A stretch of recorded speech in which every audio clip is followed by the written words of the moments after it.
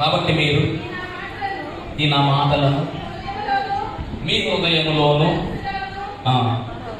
ఉంచుకొని వాటిని మీ చేతుల మీద కట్టుకొనవలెను. అవి ఓకే, ఒకసారి వినండి. ఇక్కడ మనం చేయవలసిన పని దేవుని మాటలు అంటే మన హృదయంలో పెట్టుకోవాలి. దాంతో పాటు ఏం చేయమంటాడంటేనండి, మన పిల్లలకు నేర్పించాలంట. ఎలా నేర్పించాలి, ఎప్పుడు నేర్పించాలి అంటే చదవము.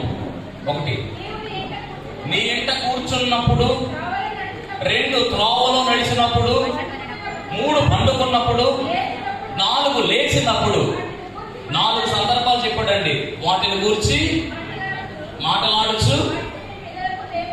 వాటిని నీ పిల్లలకు నేర్పుము అంటే దేవుని వాక్యాన్ని నేర్పించాలి. అన్నిటికన్నా ప్రాముఖ్యమైనటువంటి శ్రేష్టమైనటువంటి విషయం ఏంటంటే దేవుని వాక్యమే.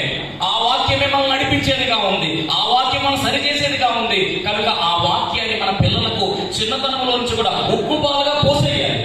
దేవునికి స్తోత్రం. చిన్నతనం నుంచి కూడా ఏం చేయాలంటే బాగా నేర్పించాలి.